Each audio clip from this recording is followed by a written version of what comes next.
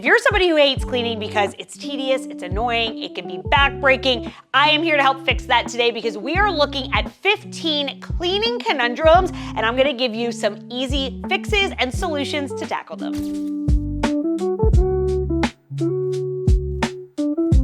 I'm Jill, and if you're new to my channel, then let me just say I love to clean and organize and keep a home tidy, but I know that that is not everyone. So my goal is to always share tips and tricks to make the process easier. I know with cleaning especially, we sort of want to get in and get out. So today we are looking at 15 areas that I get the most questions about or that I know can be just troublesome areas around the home.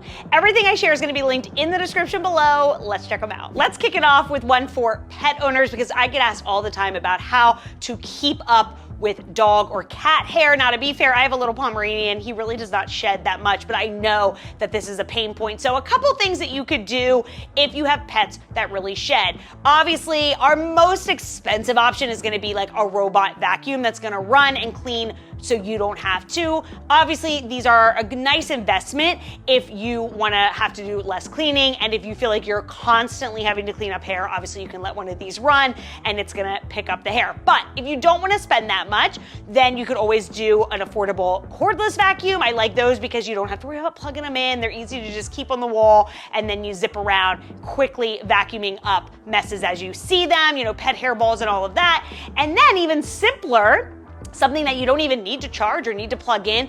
First is the chom roller. If you have pets, maybe you've heard of this. This is so simple. You literally just run it over your upholstery, your couch cushions, inside of your car even, all over, anywhere there's pet hair, and just zip it, roll it back and forth, and the pet hair is going to accumulate inside the little chamber. You pop open the lid, you empty it. This one is super simple and a good one just to keep nearby, especially if maybe people are coming over last minute and you see pet hair on the couch. You can grab it and just, zip it over the couch cushions really quickly and get it cleaned up.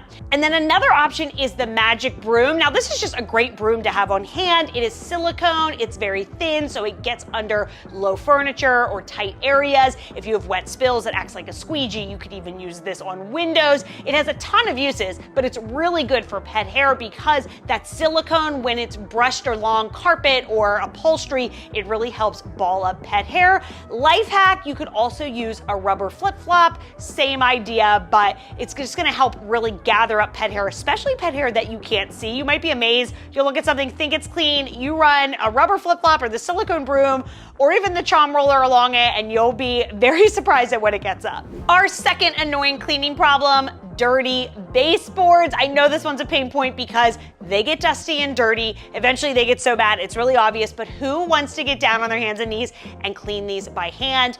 Not me, and in fact, if that's how I had to do it, they would never get clean. Instead, I use this baseboard cleaning tool, and it is a dream. What I love about it, first of all, a piece of it folds up, and it's like contoured to baseboards, but then you can put that flat, and this also can dust trim around your windows and doors. You could use it to clean walls. You could even use it as a mop on your floor. So it's multi-use. It comes with replacement pads, and they're machine washable. But what I love about this is when I clean a room, if the baseboards need it, I simply just walk along and dust them with this. I can get them clean in minutes, and it's the only way, like I said, that I can keep up with my dirty baseboards. Our third annoying cleaning problem, ceiling fans. Obviously, these are a pain because they're high up, they can be hard to reach. Now, there is the life hack of using the pillowcase, which I love that hack, but again, the problem is you have to be able to get to the ceiling fan, and it's not always plausible depending on how high up it is or where it is. So I love this ceiling fan duster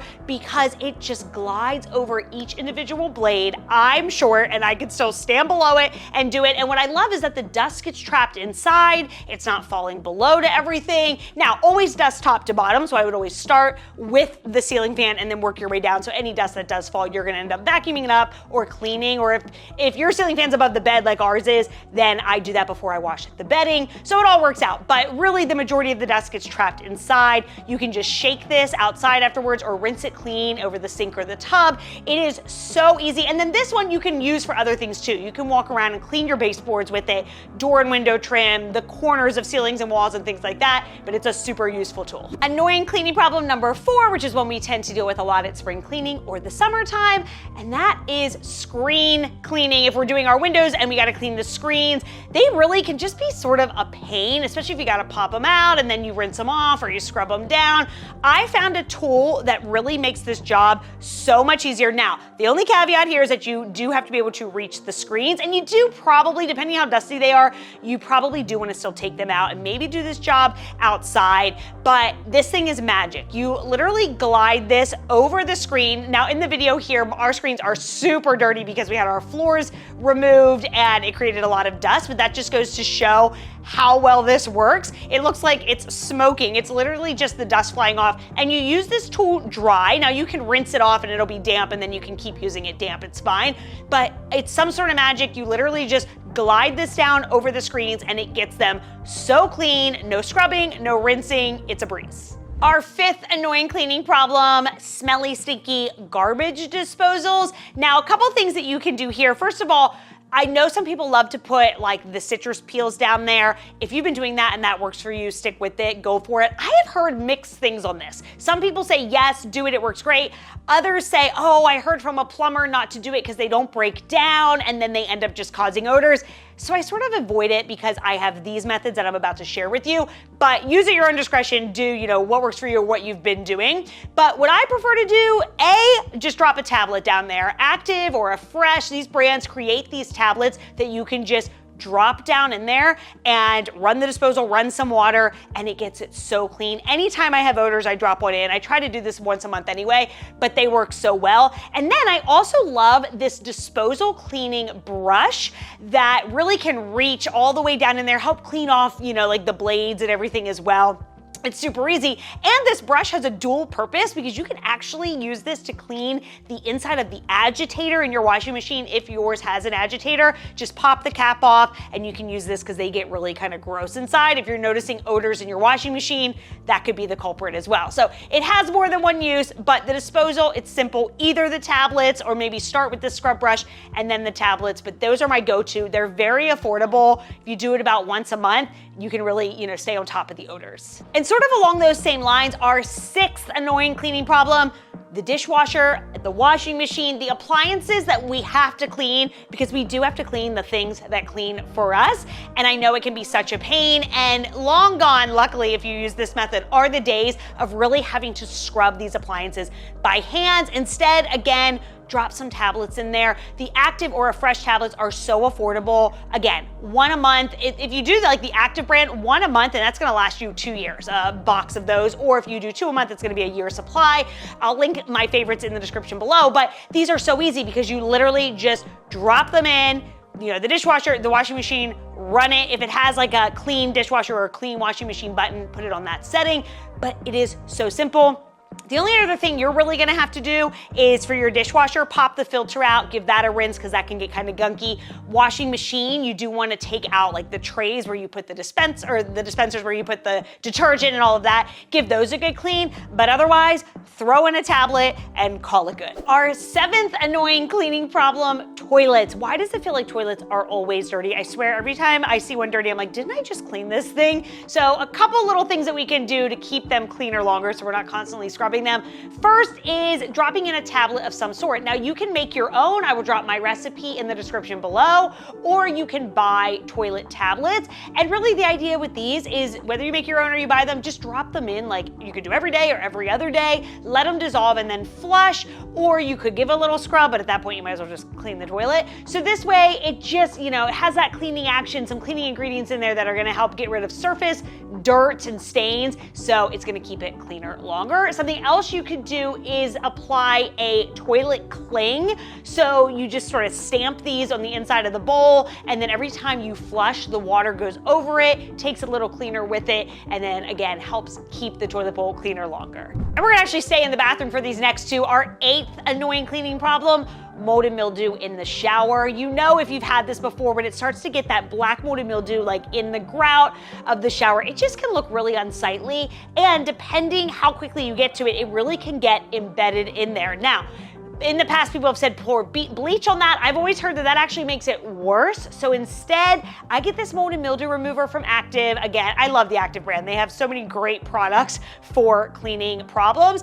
But this one is so easy. It's a gel, you apply it, let it sit overnight, and then the next day, wipe it clean. For me, it was a night and day difference. It literally got the caulking there and the grout brand new looking. It was amazing. Now, I've had a couple people say, I tried it, it didn't work. It might come down to how bad it is, how much it is, but if nothing else is working, this is definitely worth a try. Now, of everything on this list, number 9 may be the most asked about annoying cleaning problem, and that is how the heck to clean glass shower doors when they are coated with soap scum and hard water. For me, I love Scrub Daddy Power Paste. In this video I'm going to show you here, you'll see it is so dirty, caked with soap scum, and then with the Power Paste, I am able to get it see-through again. Apply it, let it sit for about an hour, come back and scrub it, rinse it. You should be good to go. If it's really bad, you might have to do it twice. You might need an electric scrubber to bust through it and save yourself some elbow grease, but this works like a charm. Barkeeper's Friend,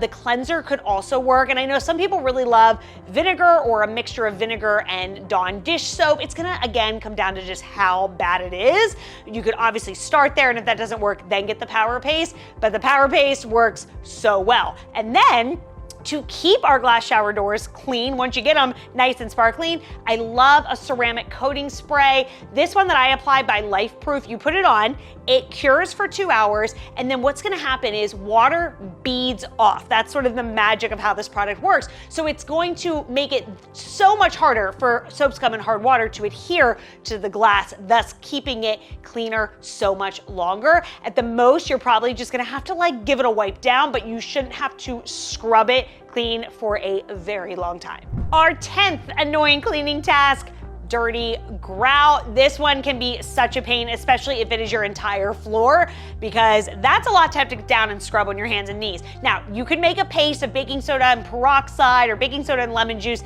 That is what I would use for a small area, but obviously your entire floor, you would be there all day. So instead, my recommendation is a steamer. Many of the cleaning steamers out there come with grout attachments to really be able to target it in the grout line, but this works so well, and then it's just using water, so that's nice too. No chemicals needed. When you're done, you might just have to mop it up. It's probably gonna make a little bit of a mess, but it has worked every time for me. It gets my grout looking brand new. And then a crucial step in this process, if you do clean your grout, you always want to seal it afterwards, or else it's just gonna get dirty again pretty quickly. So the seal is gonna really help keep it cleaner longer. Our 11th annoying cleaning problem, dingy whites. It's such a bummer when our favorite white shirts just start to look lackluster, but luckily there is a fix. Liquid bluing. Now, with this, I will say you gotta be careful, because yes, it will make your whites white, but if you aren't careful, it'll make your whites blue. So less is more with this product, and how I use this is I just add a couple drops to cool water in a large mason jar, mix it up really well. It should be a light sky blue, and then add that either to your wash water or your final rinse cycle. The back of the bottle, I think, tells you to maybe add it directly to the wash water. I don't do that. I just dilute it first in water, and I've always had success. If you do end up turning stuff blue, it can be reversed, but hopefully we avoid that altogether. But this works so well. In fact, this shirt I'm wearing was so dingy and gross, I used the liquid bluing on it, and it got bright white again, and I've been able to wear this year after year. Now, my pro tip, when you dry the whites, put them out in the sun. It's gonna sun bleach them and make them even brighter. Our 12th annoying cleaning problem, a stinky fridge. Now, of course, weekly or when you see a mess in there, you wanna just give a quick wipe down to the shelves, dispose of old food. That's gonna really cut down on odors. But my other go-to is to keep one of these deodorizers in there. For years, I used boxes of baking soda, like a box of baking soda, but did you know you are to replace those once a month? So that cost really adds up, nor do I remember to replace it once a month. Instead, this lasts 10 years. So it's going to be much more cost effective than the baking soda. It's stainless steel. You just pop it in the back. You don't even know it's there. It works like a dream. Annoying cleaning problem number 13, dirty outside brick or stucco. These areas can be so hard to get clean. I have this outdoor spray that I used last year. Everything is still clean this year. It works so well. You'll see here in this video these before and afters. Truly, I sprayed this and I walked away. I maybe rinsed a little, but I didn't have to scrub or anything. It will start working through the mess instantly, and that's really nice for those hard to reach areas. So some of these up high stucco areas, really it was all I could do just to get on a ladder and spray them. So I was very grateful that I did not have to scrub them. And those areas I didn't even rinse. I want to say, if my memory serves me correctly, I think I just rinsed off the brick from that like green algae looking stuff. But you guys, a year later, everything still is clean. I thought surely I was gonna have to reapply this, but no, I didn't. It is pure magic. This is my favorite solution for those dirty outdoor areas. And if you have dirty patio furniture, I love this cleaner by Carbona. If you guys have been here a bit, you know I love Carbona, their stain remover for laundry and their oven cleaning kits. Well, now they also make this outdoor cleaner. Everything you need is in this bottle. It even has like a little scrubber and a sponge on the end. So you just apply it to your patio furniture, tabletops, wherever, give it a good scrub. It too starts really working through the mess pretty instantly. It is a dream. Our 14th annoying cleaning problem, the car, because we know this one can pile up quickly. So a couple things I love to do for the car. First of all, I keep a car vacuum in my trunk. The one I have plugs right into the car and has a 15-foot cord, so it reaches all the way from the front to the back. I especially love this in the summer if we've been at the park or the beach and it's like you have grass and sand and dirt and all the things. This way you can quickly, easily clean it right then and there so it doesn't pile up. Then another thing I like to do is keep like some wipes in there. Some days if I'm just like stuck in traffic or I'm at a stoplight and I notice like, oh, it's really dusty, I can grab a wipe and just like wipe down, my steering wheel or my dashboard or whatever I can reach, obviously quickly, but wipes are nice too. And then I just try my hardest to get into the habit of at least, if not every time you leave the car, taking items with you, but at least at the end of a week, maybe on a Friday night, going through the car, getting rid of trash, things that don't belong in there, it really does go a long way. Our 15th and final annoying cleaning problem, although I'm sure there's a lot more, but of this list, how do we keep our bathroom cleaner longer? This one, if you've been around for a little bit, then you know I share this one all the time. This is one of my favorite cleaning hacks for the bathroom, and that is to use a soap dispensing brush. Keep it under your bathroom sink. You can put your favorite bathroom cleaner in there, dish soap, which is what I do, or half dish soap, half vinegar. But if you do that, don't use that on tile because the vinegar, or stone because the vinegar can damage it. But this is the easiest way to keep up with dirty sink bowls, dirty tubs, or take it in the shower with you on a day when you have a little more time and quickly wipe down the walls and the floor and the shelves. And it is just gonna help keep your bathroom cleaner longer and buy you time in between those deeper cleans. All right, and that does it. Hopefully this helps alleviate some of those cleaning pain points that we run into around the home. If there's anything that I left out, please drop it in the comments if you have an area that you really struggle with and you are looking for an easier way to do it. And again, everything is linked in the description below. Hit the thumbs up button if this was helpful, and don't forget to subscribe for even more helpful, easy cleaning and home tips.